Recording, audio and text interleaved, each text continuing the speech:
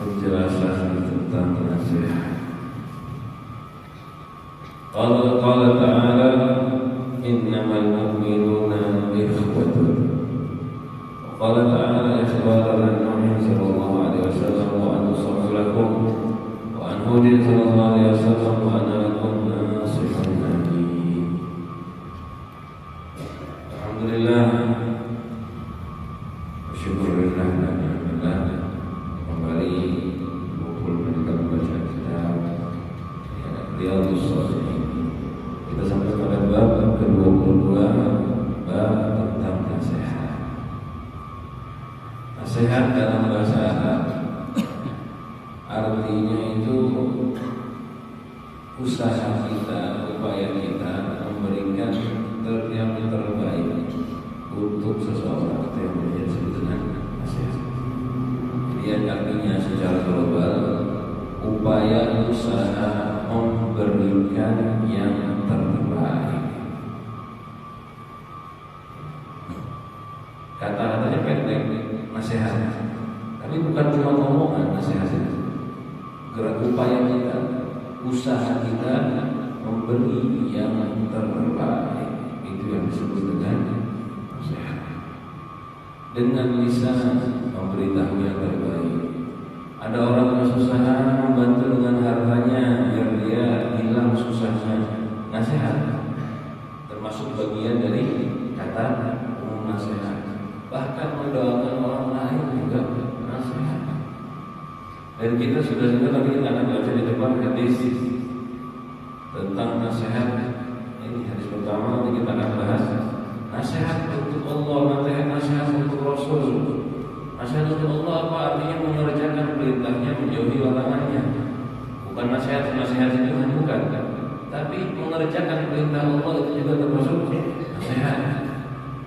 Jadi kita berusaha memberikan yang terbaik untuk seseorang, itu disebut nasihat lagi. Nasihat itu umum maknanya. Nasihat itu dikatakan hiyatul khair lil mansur. Hiyatul khairi lil mansur, berikan kebaikan bagi orang yang dinasihati. Itu yang disebut dengan nasihat. Pertama, firman Allah Subhanahu wa taala yang menjelaskan kita itu perlu saling menasihati. Apa itu firman-Nya? Innamal mu'minuna ikhwatun. Sesungguhnya orang mukmin itu saudara. Apa hubungannya dengan nasihat? Ayatnya, sesungguhnya orang mukmin itu bersaudara.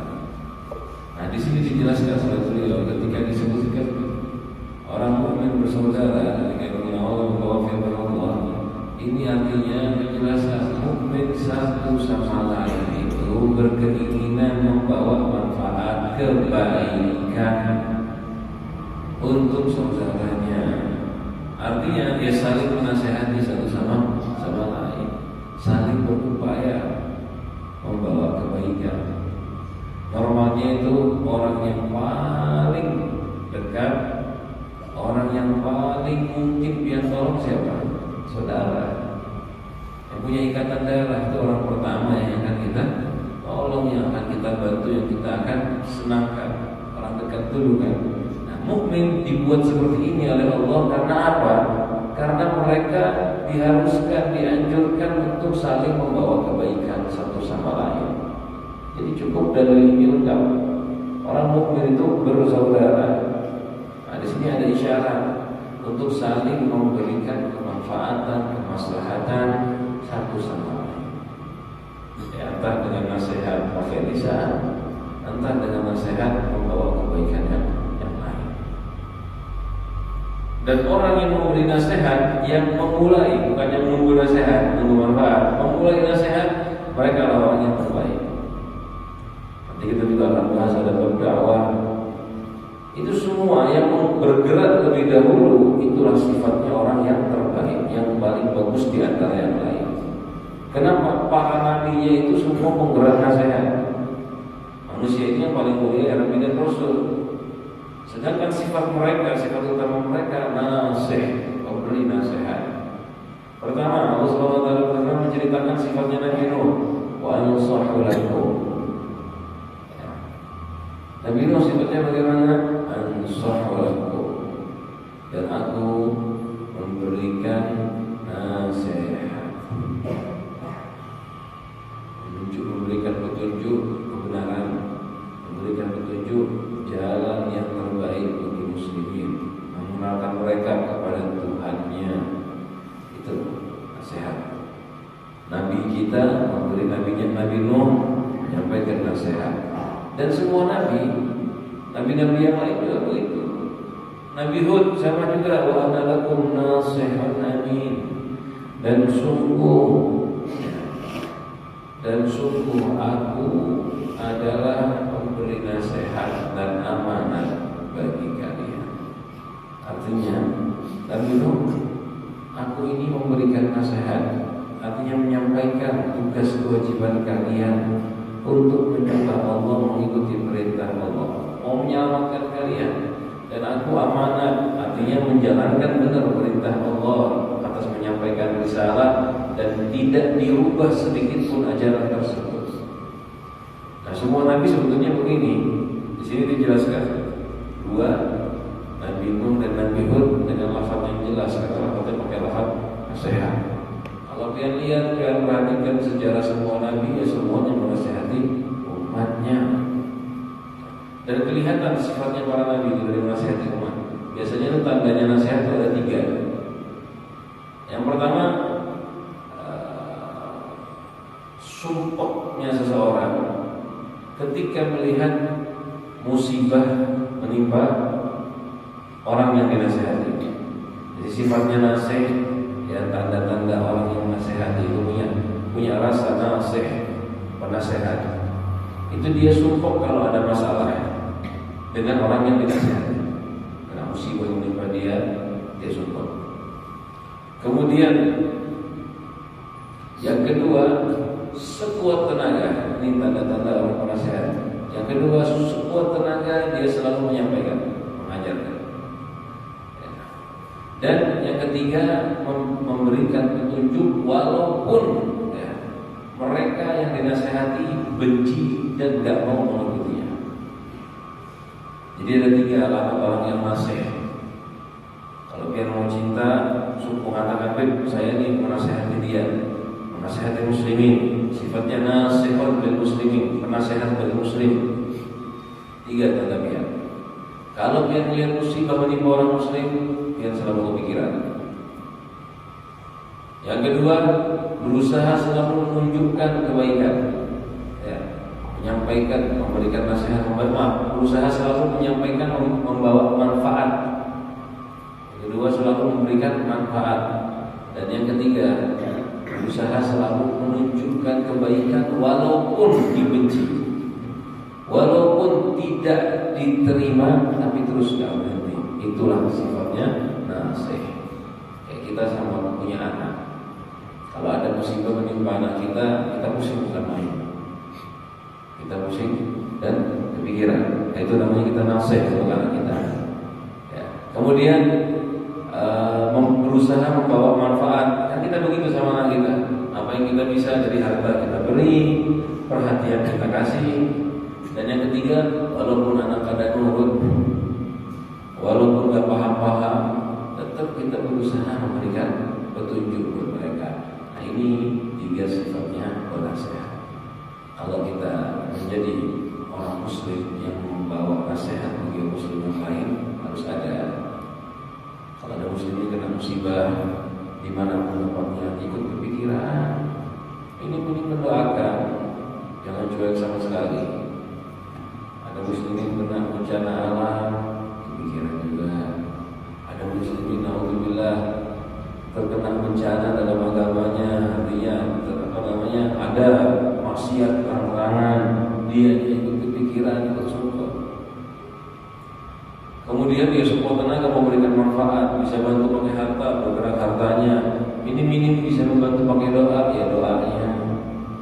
Dan walaupun mereka benci, yang ketiga mereka benci, mereka nggak suka, tetap membawa petunjuk seperti Nabi. Entah dilempari batu, entah diejek, dicaci, dimaki, diusir, apa yang dilakukan tetap membawa nasihat. Nah ini sifatnya penasihatnya sesungguhnya. Sebetulnya kalau mau diringkas, penggerak nasihat yang paling utama apa? Mahabbah, cinta, sayang. Itu penggerak nasihat paling utama. Makanya di awal ayat dia pakainya tadi innamal mu'minuna ikhwatun. Kita ini harus anggap orang mukmin muslim adalah saudara kita. Harus menanamkan rasa sayang kepada setiap orang muslim. Kalau udah sayang mahabbah, insya Allah gampang nasihat itu. Tapi kalau nggak suka ya nggak mungkin lah nasihat. Malah senang kalau ada orang kena musibah. Amal hadis selanjutnya hadis ini dari mulai bab ta'awun 'alal birri wat taqwa, nahyi apa namanya? Dari mulai kemarin ini perintah untuk amar ma'ruf nahi munkar. Sudah ya amar ma'ruf munkar kan?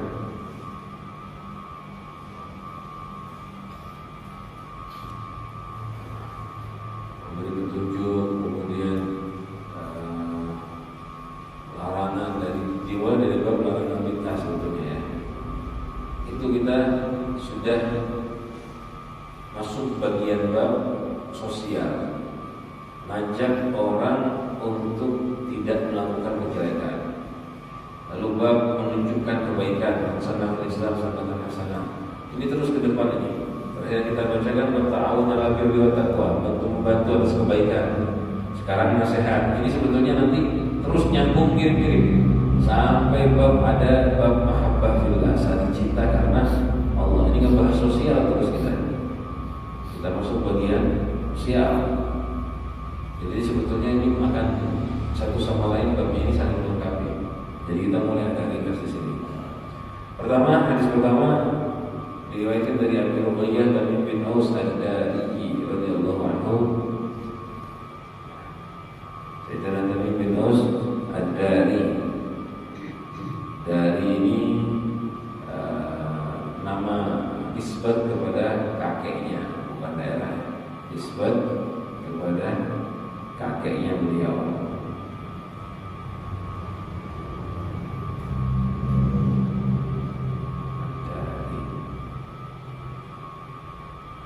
Dan beliau meriwayatkan dari Rasulullah SAW dengan jumlah hadis yang gak banyak ya, 18 hadis saja. Karena seperti kita ketahui ya, sahabat itu gak semuanya rawi. Tapi bukan berarti mereka gak alim, bukan berarti mereka gak soleh. Karena kan manusia beda-beda, ada yang diam, ada yang ngomong. Tapi beliau walaupun meriwayatkan 18 hadis, salah satunya ini hadis satu-satunya yang diriwayatkan oleh Imam Muslim. Hadis ini kita baca, hadisnya hadis sempurna. Ibarat kata gak banyak, tapi hadisnya istimewa. Apa itu hadis Rasulullah bersabda, ad-dinu an-nasihat. Agama adalah nasihat. Agama adalah nasihat.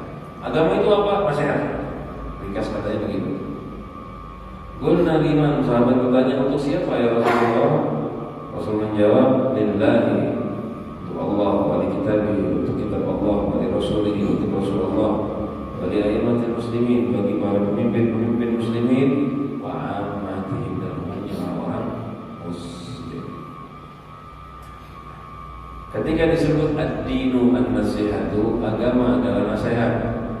Berarti agama itu semuanya nasihat. Bukan begitu maksudnya. Bagian penting dari agama adalah nasihat. Bahasanya ini. Bagian penting dari agama adalah nasihat. Sama kayak firman Allah, al-hajju arafah. Haji itu adalah arafah. Ya bukan arafah aja, ada yang lain. Ada melempar jumrah, ada mampir di Musdalifah. Muzdalifah, ada tawaf, sa'i, ada niat, ada ihram dari miqat. Tapi ketika disebut al-hajj Arafah, karena poin pentingnya di situ. Kalau Arafah gagal, haji nggak sah, udah pasti nggak sah. Tapi kalau yang lain, ya, kalau yang lain masih bisa diatur, kayak niat, ya, ihram dari miqat, melanggar miqat masih bisa sah, kena denda. Tawaf tidak harus hari itu, bisa diundur besok, lusa dan seterusnya. Tapi kalau Arafah waktunya terbatas. Itu menunjukkan saja pentingnya Arafah. Makanya disebut haji itu Arafah. Padahal amalnya banyak, cuman poin penting yang paling terdepan adalah Arafah. Nah, begini juga ad-dinu an-nasihat, agama adalah nasihat. Kan ada sholat, ada ini, ada semua itu agama. Cuman nasihat ini yang membuat kita sholat.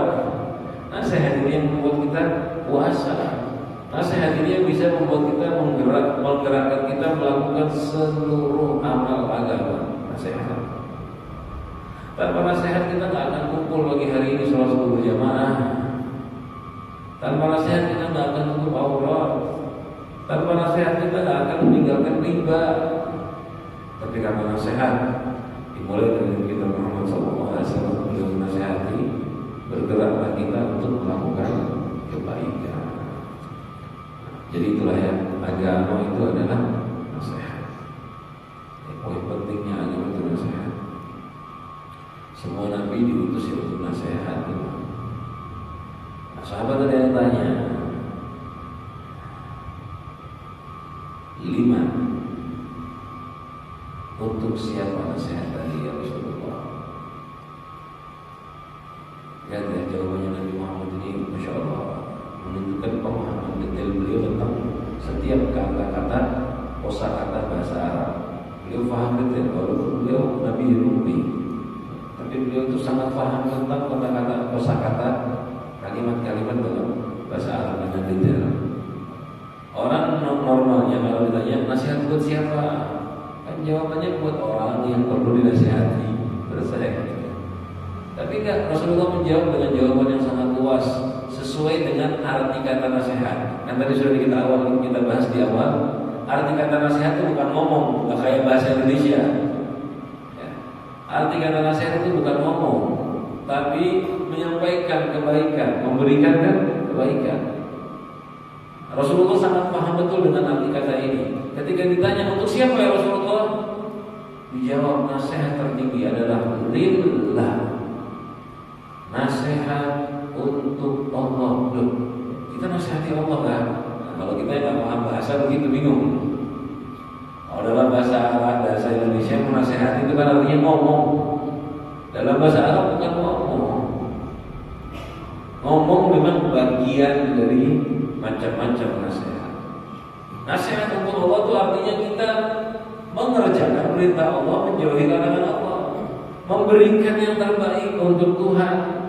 Tugas kewajiban kita kepada Tuhan itulah nasihat untuk Tuhan. Iman kepada Allah, tidak syirik kepada Allah, ya. Tidak kurang ajar atau tidak menisbatkan sesuatu yang tidak pantas kepada sifat-sifat Allah, ya. Terus mensucikan Allah dari segala kekurangan, mengerjakan taat, menjauhi maksiat.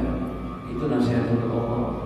Nasihat untuk Allah itu artinya luas, saling cinta karena Allah, mencintai orang yang dicintai oleh Allah, membenci, menjauhi amal-amal yang dibenci oleh Allah, dan memerangi orang-orang yang kafir, bersyukur atas nikmat Allah, ketika beramal ikhlas karena Allah. Itu semua bagian dari nasihat lillah. Ya, kata-katanya pendek tapi maknanya banyak. Itu loh nasihat.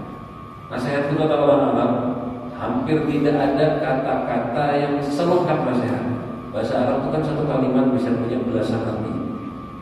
Dan mereka orang Arab mengatakan hampir tidak ada, atau sebagian mengatakan tidak ada kalimat yang seperti kalimat nasihat dalam bahasa Arab. Jadi kalimatnya pendek tapi lengkap. Apapun ada di situ. Kayak contoh nasihat untuk Allah, kan pendek nasihat Allah.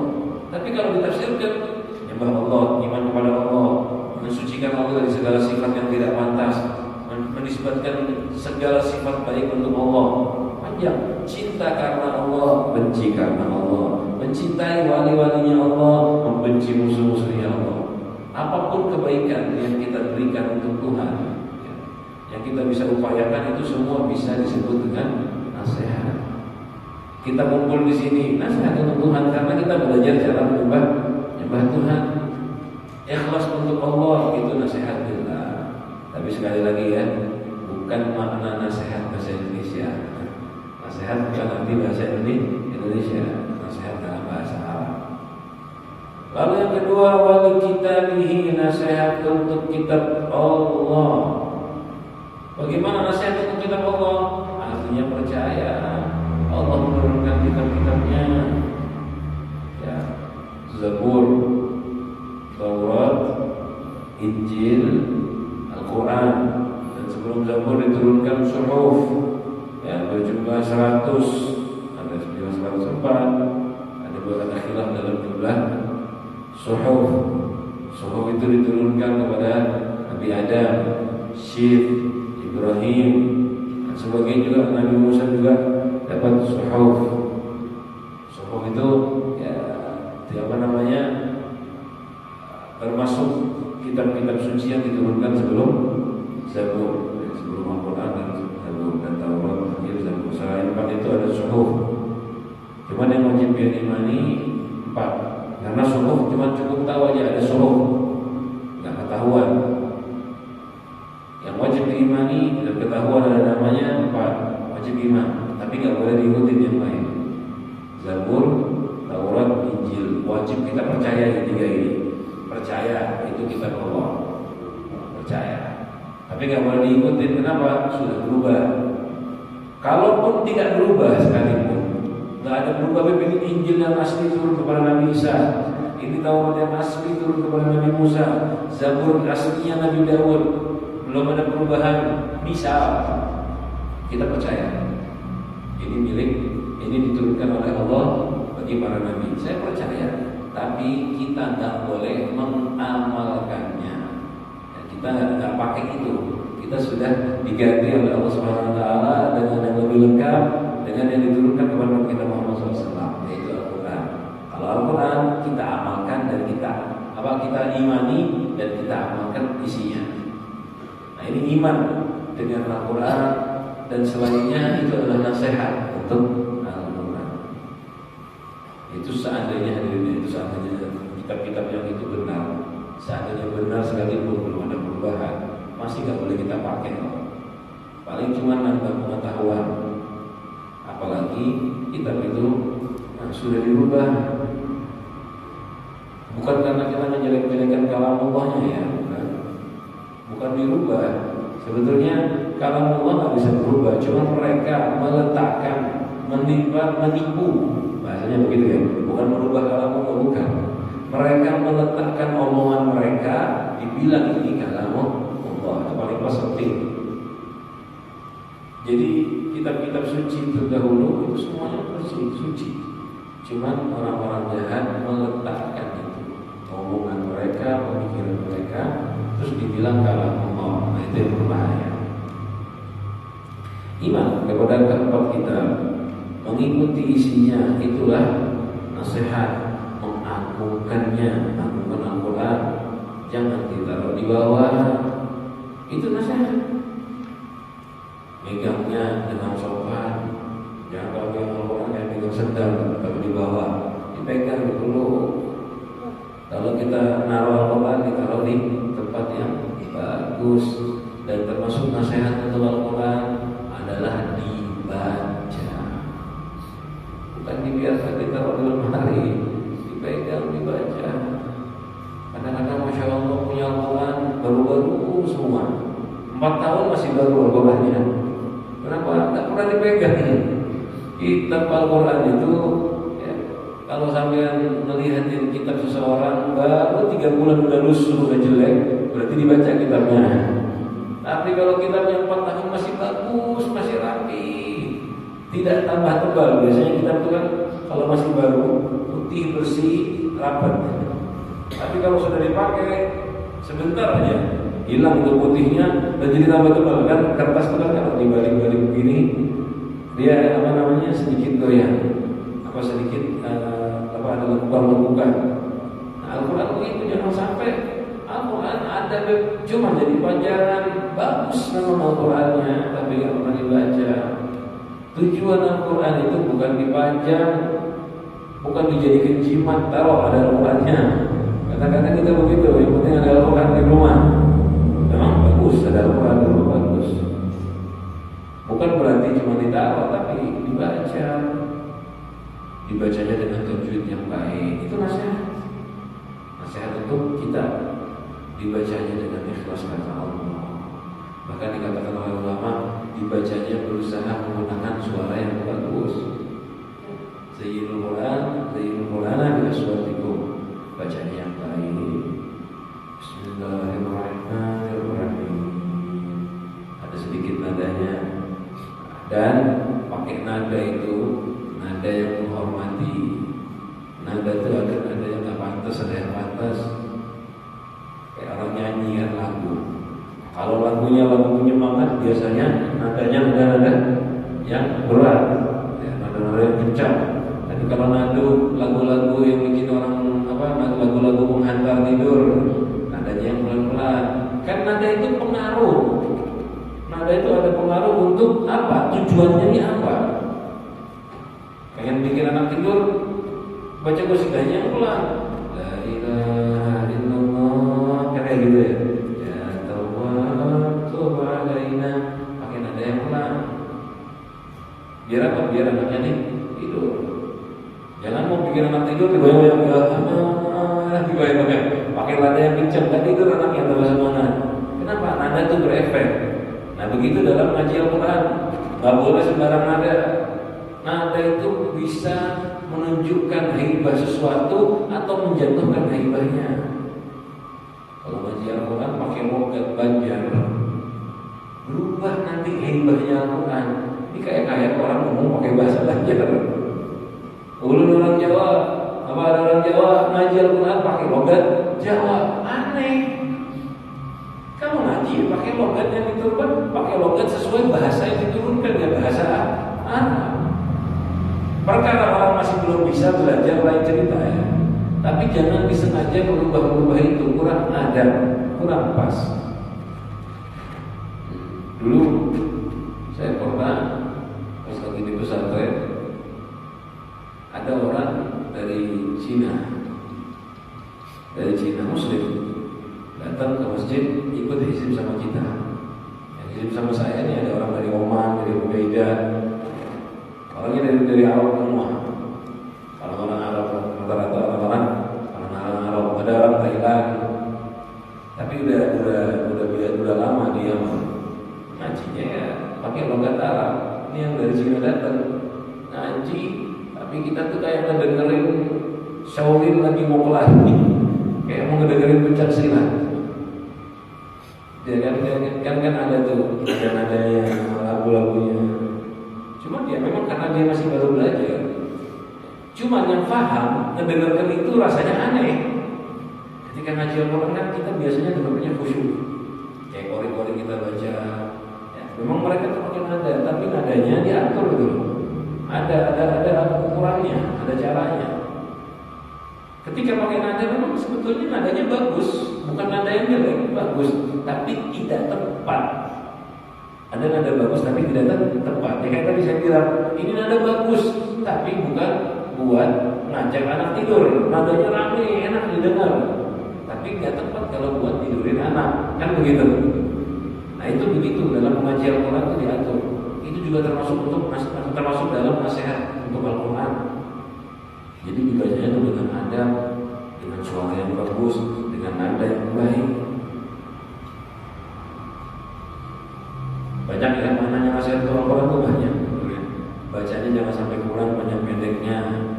Jangan sampai mentakwilkan semau akal, itu nasihat Al-Quran. Hati-hati yang baca Al-Quran jangan asal mentakwilkan. Jangan seperti orang-orang yang nggak paham agama, ngakunya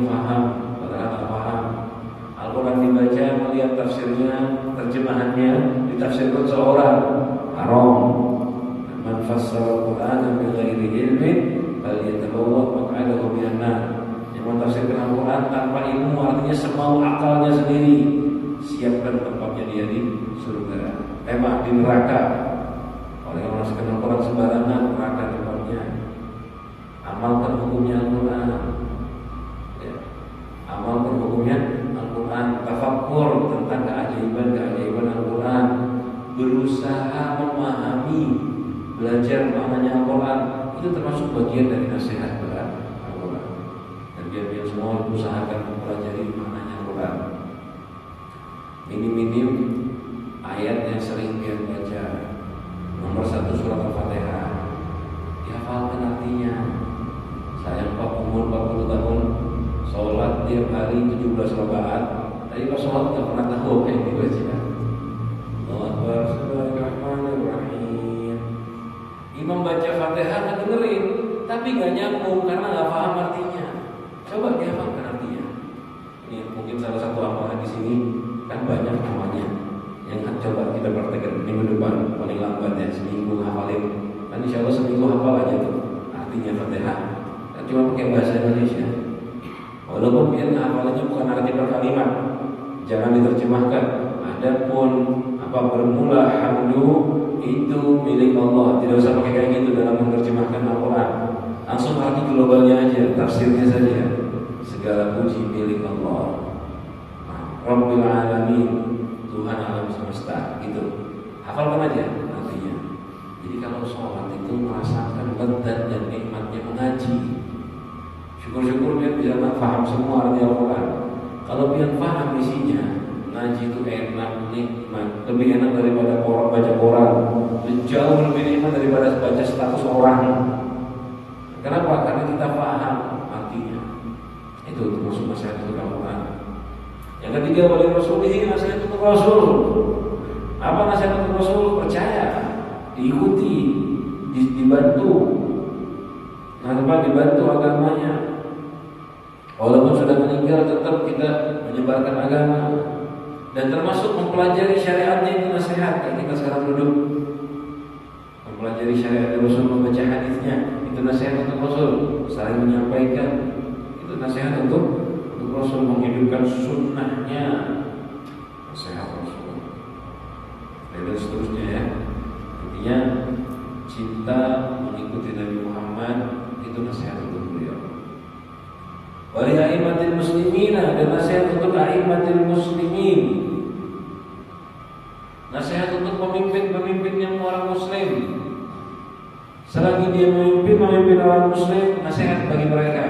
Apa nasihatnya? Dibantu untuk melakukan kebaikan. Yang sudah baik dibantu melakukan kebaikan, yang belum baik diarahkan untuk berbuat baik. Itu nasihat. Jadi kalau kepada para pemimpin, nasihatnya dibantu. Kalau mereka melakukan kebaikan, didukung. Kalau belum baik, diarahkan, didoakan ya, untuk melakukan perbuatan baik. Dinasehati, nah bahasa kita sekarang, ditegur kalau ada yang salah, diingatkan jika mereka lupa. Kalau mereka memberikan perintah, diturutin. Nanti akan kita bahas di depan hadisnya. Kalau pemimpin ngasih perintah, itu wajib nurut. Selagi perintahnya bukan perintah melanggar. Walaupun kayak kita disuruh pakai helm, aturan kan? Jangan bilang bib, kalau ada di hadis itu, kalau ada di Al-Quran helm, bid'ah helm. Ada nurut. Memang bib kalau orang ada berhelm dosa lah. Kalau mereka nggak berhelm, cuma karena pribadi nggak dosa. Tapi kalau nggak berhelm karena mau melanggar hadisnya Rasul, dosa. Karena hadisnya Rasul suruh nurut. Kalau melanggar hadis itu nggak berhelmnya karena mau melanggar hadis, dosa. Tapi kalau nggak pakai helmnya untuk pribadi, nggak ada sebab, memang malas saja nggak pakai helm. Nah ini ulama khilaf. Kalau di fikih Syafi'iyah dosa sih tidak, cuma seandainya ketangkep, ya kelihatan pemerintah, mereka berhak menghukum. Kita kalau dihukum nggak boleh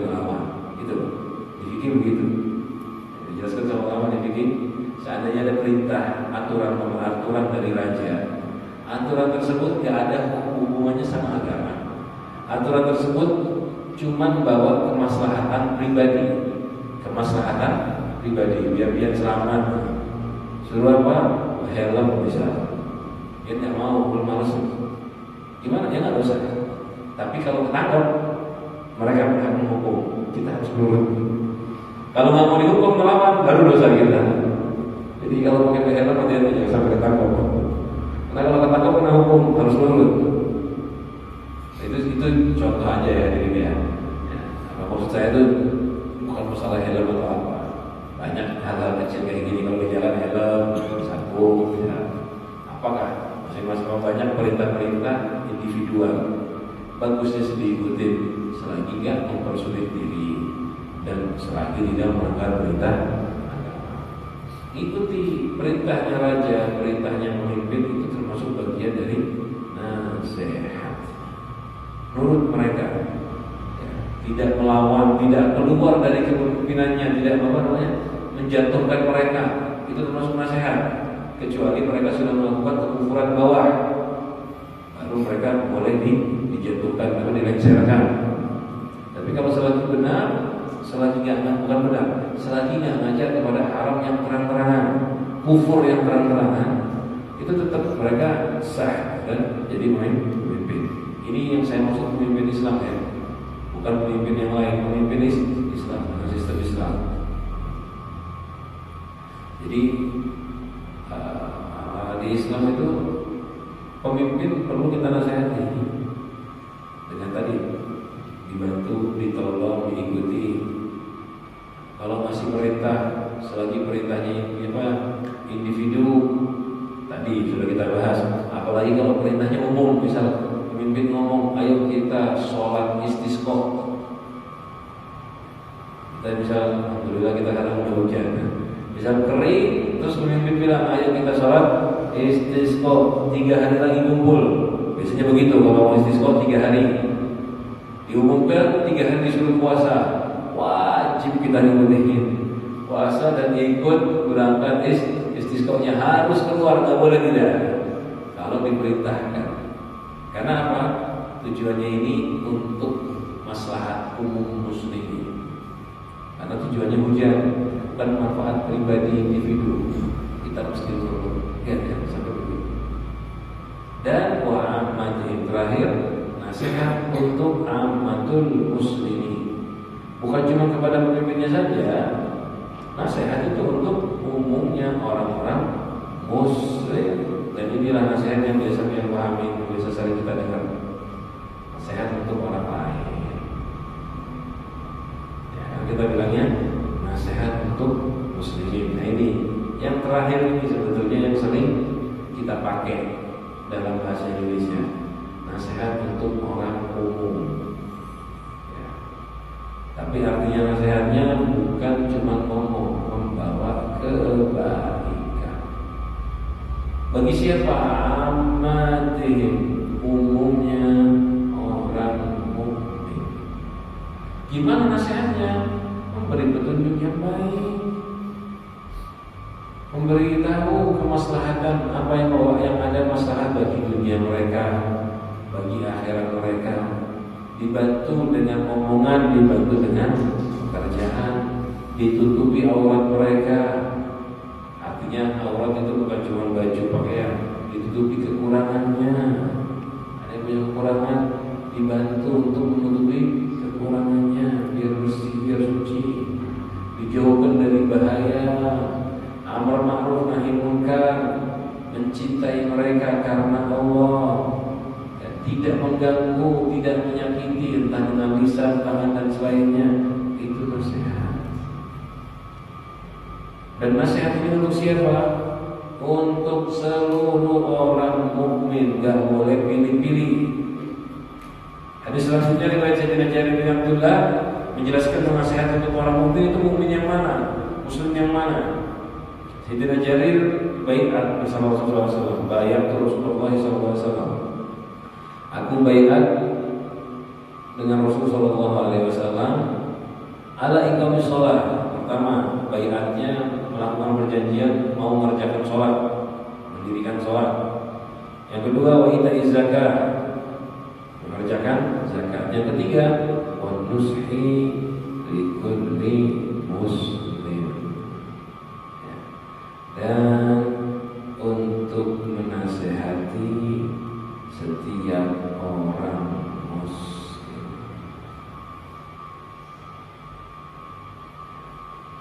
Lihat ya, nasihat untuk setiap orang muslim, bukan untuk satu dua orang, bukan untuk orang yang pian cintai saja, tidak. Nasihat itu ya untuk semua orang muslim. Ada orang pian karena suka dia muslim, dia nggak sukanya karena urusan pribadi, kita tetap wajib nasihati dia. Dan nggak sukanya kita itu salah, tetap kita doakan. Ada muslimin perlu bantuan, walaupun siapapun orangnya, tolong dan bantu. Kadang-kadang tuh kita pilih-pilih, yang bermanfaat ditolong, yang kada dibuang. Ya, nasihat untuk seluruh orang muslim. Dan orang yang sudah benar-benar menasihati muslimin secara umum, itu barulah disebut orang-orang yang beriman. Kalau nasihatnya nggak sempurna, masih nggak sempurna imannya. Imam SAW bersabda hadis terakhir, ini maknanya sama, berupa menyempurnakan. Dari Sayyidina Anas bin Malik radhiyallahu anhu, Rasul bersabda, la yu'minu ahadukum, tidak beriman kalian, artinya tidak sempurna iman, hatta yuhibba li akhihi ma yuhibbu li nafsihi, sampai dia cinta untuk saudaranya apa yang dia cintai bagi dirinya. Ini udah puncak dari nasihat. Apa itu? Senang kepada saudaranya apa yang dia senangi. Ini puncaknya nasihat. Sampai senang apa? Senang berhasil, berarti dia senang juga saudaranya berhasil. Bukan cuma senang berupaya biar dia berhasil. Yang senang nggak kalau ada yang nolong, ada yang bantu dia waktu kesulitan? Senang, berarti dia harus senang juga ketika muslimin harus ditolong dan dibantu, berusaha menolong dan membantu. Yang senang nggak kalau dipuji orang? Oh suka, puji saudaranya, tapi jangan berlebihan. Yang benci nggak kalau ada yang ngelibain? Lihat saya nggak suka dilibain, jangan juga ngelibain saudaranya muslim. Itu termasuk nasihat bagi muslim. Jadi ini hadis terakhir seperti yang kita sedikit bahas di awal tadi. Kunci dari nasihat adalah mahabbah. Pokoknya coba tanamkan di hati cinta muslimin. Nanti biar bakal mudah nasihat. Jangan melihat orangnya, jadi kalau sampai melihat orangnya, kita nggak mungkin langsung cinta. Manusia itu aneh. Kadang-kadang lihat wajah aja langsung kada suka, padahal belum kenal. Jadi jangan melihat orangnya. Kalau melihat muslimin, pandangannya tinggikan sedikit. Lihat apa? Dia adalah umatnya Rasul. Melihat muslimin yang kita pandang, dia adalah hamba-Nya Allah.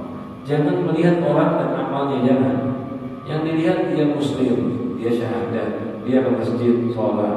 Lihat dari mana mereka, siapa mereka. Mereka adalah hamba Allah, mereka adalah umatnya Rasulullah. Kalau yang dia lihat nabinya, melihat Tuhannya, insya Allah dia bakal cinta pada mereka. Sama kayak dia melihat ulama punya anak, anaknya nggak ada tapi rata-rata kita ketuju aja sama anaknya ulama, sayang. Ulamanya guru kita, anaknya bukan main nakal, abahnya guru kita, tapi kita sayang. Kenapa? Kadang melihat anaknya, melihat abahnya. Kalau saya sayang sama abahnya, otomatis sayang sama anaknya. Nah begitu. Kita nggak suka sama orangnya. Ya, lihat nabinya siapa? Nabi Muhammad. Ini cintaan siapa? Cintaan Allah. Ya udah lihat Allah, lihat Nabi Muhammad, selesai. Jangan lihat orangnya. Walaupun mungkin ada yang tak kita sukai, tapi kalau melihat Allah dan Rasulnya, kita akan sayang dengan orang tersebut. Nah ini ringkas kunci dari nasihat.